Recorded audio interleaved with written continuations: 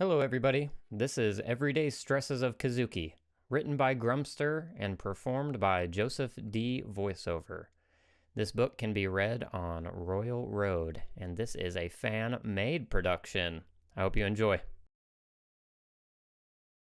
A shockwave echoed throughout the bastion. Jessica stood by the window, adorned with a cloak over her suit. She rubbed her thumb over her hand. Jessica cherished a small hollow locket in one hand as she watched the battle unfold outside. All the while, the smell of death staggered ever closer. Explosions crashed around the factories of her fortress. Innumerable warships up above in low orbit fought broadsides. Missiles lost in the carnage flicked off the fortress's shields. Reinforcements were not coming. Her death was guaranteed.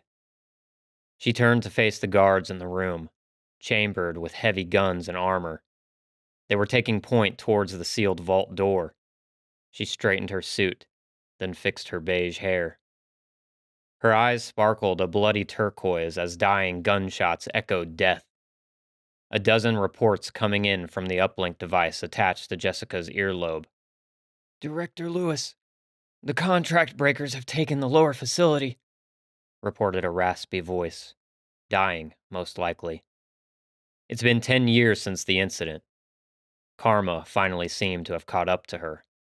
Still, she knew that the others will have it worse. Mercenaries will fight, and this galaxy will burn, as it always had. Jessica didn't respond, simply cutting off the signal as she sighed. She slowly walked to her desk in the decorated office and picked up a steel dagger before tucking it neatly within her right sleeve. Jessica remained still as the blast door's mechanism slowly unwinded. Another explosion rocked the building's foundations. Smoke seeped under the vault door. The guards' exospines glistened with a red hue as the door slowly creaked open. Smoke engulfed the entrance. A silhouette appeared in the smoke. Augmented lens told Jessica of her guards' heart rates. With just a single movement from the figure, the numbers exploded. Paradoxically, she saw no beat from the figure. A moment of silence filled the air as one guard cried out, voice cracking, "Open fire!" Pressing down on the triggers of their chain guns, explosive rounds whizzed across the room. Jessica stood firm as the figure charged forward, a white deflector shield activating on their forearm as they emerged from the smoke. Clad in armor, the figure had a streak of gold across his armor. Bit short. They lowered their profile, making it harder to hit him. Explosions rattled as their shield took a beating from the three guards' assault. But with each ejected casing, he was rushing ever closer. Jessica watched as they sent a railgun bolt straight into the head of the first guard, only a meter away from him. The second guard tried to grapple the figure, only to be kicked away, slamming against the wall as the third guard grappled with them. The figure easily shoved them back as they placed two explosive rounds straight into the guard's chest.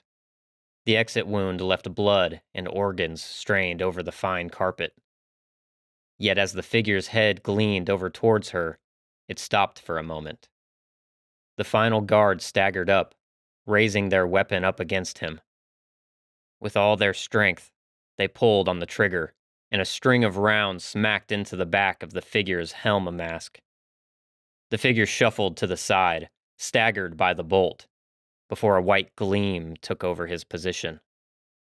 A watch on the figure's wrist lit up, an anchor watch capable of short-range relocation. A green hue of cybernetic energy exited their body. The figure apparated directly in front of the final guard. An arming dagger ejected out from their right sleeve as they injected it directly into the guard's neck. A splatter of cybernetic juice squeezed out with the splattering blood. The guard was pinned against the wall, gargling. "You should have just knocked, Kazu," said Jessica, turning to face them as she backed up towards the window. She slowly placed her arms behind her. A cold, indifferent voice came from the armored figure as they unsealed their helmet, adorned and painted with pale Leviathan teeth markings. "Say that name again, and I'll rip your tongue out." It was harsh, banal, a sign of death for Jessica. Jessica let off a light laugh as her eyes glanced towards him, her lips curling. "You know, Kazuki, this war you started isn't over." "It is," stated Kazuki, his blank voice with a lifeless fire in his eyes as blood streaked down his forehead. The explosive round did some damage to him as he wiped the blood away. His jet black fringe and bangs lightly covered his face. The burn marks earned a decade ago were still visible, stretching across his face and torso. Golden eyes glared.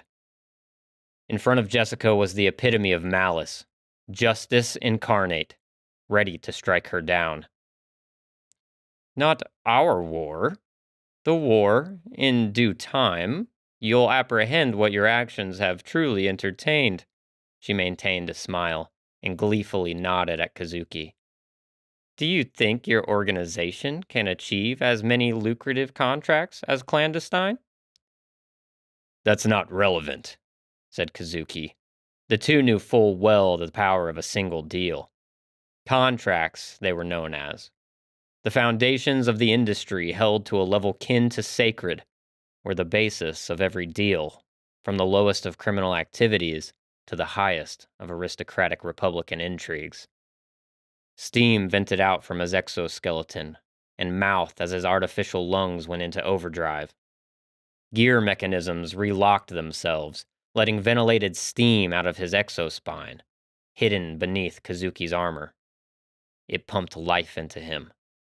Each step let out a small mechanical crunch from his leg braces.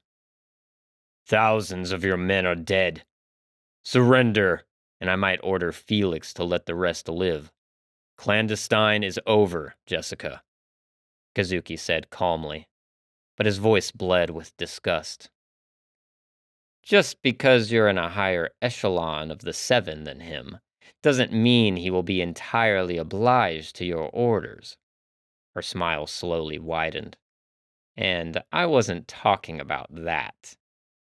He placed his damaged helm mask on his belt. Those eyes spoke confusion to her.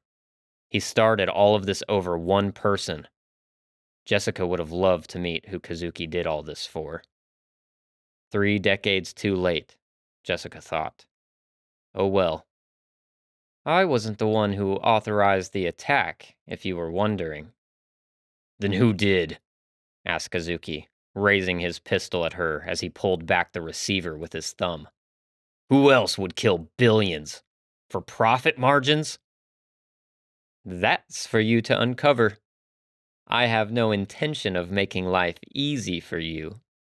After all, you're my successor," said Jessica. She then playfully comments, "The plot thickens." "And I have no intention of going down the path you walk. At least I have the gall to look the people I kill in the eyes," snapped Kazuki. She guessed that he just wanted this to be over. But after he pulls the trigger, the training wheels are off. "Plus, that wasn't the only reason," said Kazuki. She decided to give him one piece of parting advice as she slowly moved her right arm. "Interesting. Though, do make sure to look everywhere. Who knows where your enemies lie? I'm sure your future will be fruitful. But, like all fruits, yours will wither away, eventually." "I don't need to look further. After all, you know." Jessica's face lit up with a small measure of shock. He doesn't know, but he was there. He was face to face with them. Perhaps someone else messed with his mind, other than herself. Such a shame that she won't be there to see who. "You're a different monster than the rest of us. Maybe you'll be different." Jessica shook her head. "You have my resources, my mercenaries, but you won't have my knowledge, contract breaker. The knife slid down her sleeve as she gripped it and threw it at the muzzle pointed at her. Kazuki pulled down on the trigger. An explosive burst met the flick of the knife. It crashed directly back towards her. Her skull was pierced as the knife dug into her brain. Dead.